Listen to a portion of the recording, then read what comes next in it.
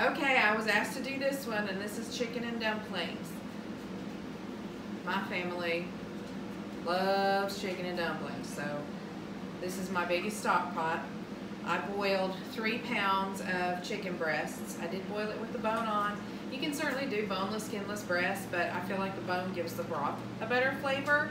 So, and I like chicken breasts. I've done it with whole chickens before too.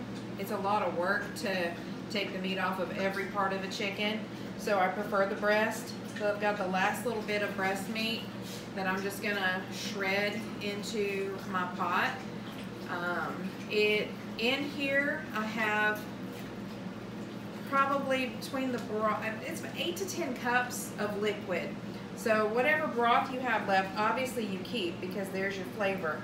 But you don't, I typically don't have enough liquid in here when I get started making my chicken and dumplings. So I have to add a little bit of water, and that's fine because there's still going to be a ton of flavor in this when all is said and done.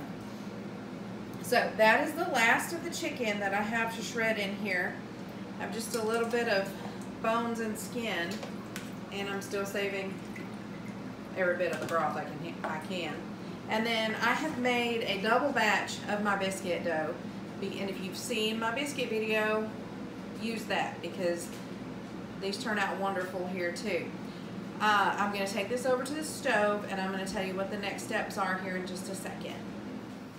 Alright, my liquid, my broth, is just starting to boil with the chicken in it. And to that, I'm going to add 2 cans of cream of chicken soup.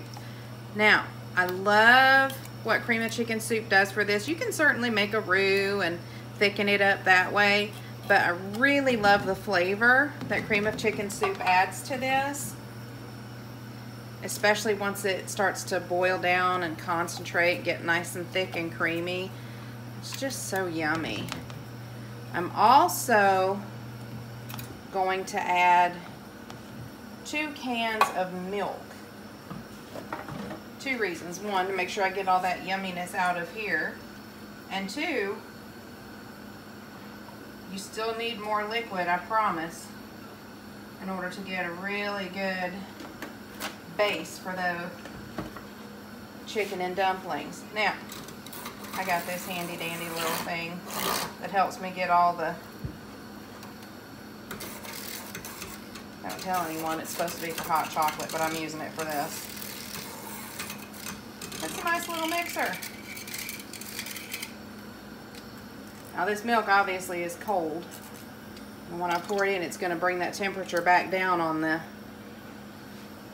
soup base of this. However, it won't take it long to come back up to temperature. And then I'm going to start adding my dumplings.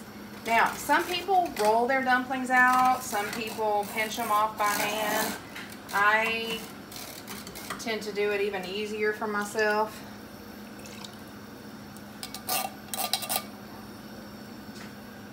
Once that heats back up and starts bubbling, I'll show you how I do my dumplings. Okay, this is just about to boil, so I'm going to show y'all how I do my dumplings. First though, I'm going to add 2 teaspoons of salt and a teaspoon of pepper. And like I've said many times, flavoring is subjective. Some things you just got to have the exact right amount. Some things you really don't. It's totally up to you. Some people like more pepper, some people like less pepper. Some dishes, I don't put pepper in at all. Some dishes must have pepper. This is one of them. So, Chip, back off. Dumplings, to make it easy on myself, I take 2 spoons, about a half a tablespoon. This is, you know, not a an exact measurement. They puff up, boy. So, drop it in there. I will end up using probably 1/4 to 1/3 of what is in this bowl right here just for dumplings. My family loves lots of dumplings in our chicken and dumplings. And then I'll take what's left of my mixture and I'll roll it into biscuits. And if you watch, you'll see that, oh no, I think the dogs just jumped on Abby and Aaron's Monopoly board. But if you watch, you'll see these are starting to puff up already. They're floating, but they do need to cook for a little while because right now they're very raw. They're basically dough balls, and that's just not something you want to eat. Once this cooks, by the way, I do have my burner on high, and I'll keep it this way until I get done putting all of the dough balls, dumplings in here. Sometimes I'll cut one in half and make smaller ones. We do have a dumpling debate in my house. Some people like smaller dumplings, some people like larger dumplings, and for a while I was catering and making 2 pots, one with small dumplings, one with large dumplings, and I was like, you know what? That's just way too much work. I never knew that. Why would you make small ones? It's a waste. Your daddy likes small dumplings. He's weird. Well, he married me, so. It's going to take me a little bit to get the rest of my dumplings in here, but I wanted you to see how it goes. Once I get everything in here, I will turn this down and let it simmer while the biscuits cook.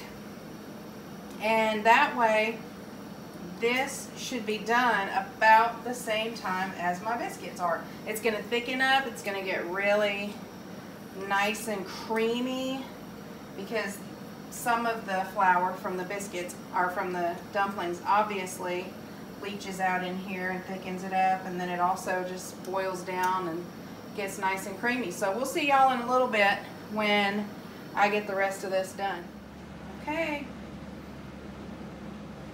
Time to serve the dumplings. If you will look, you can see how, number one, the chicken is just all over the place. Steaming up the camera. The broth has gotten really thick since I added, of course, the dumplings and the cream of chicken soup. And there's just dumplings everywhere, so everybody gets their share of dumplings. Look at that gigantic one. I like to serve my chicken and dumplings with a freshly baked biscuit, because there's nothing better in Southern cooking than a biscuit to dip in your gravy, which is kind of a gravy. It's a chicken gravy. Chicken and dumplings. All right, y'all try them. Let me know what you think.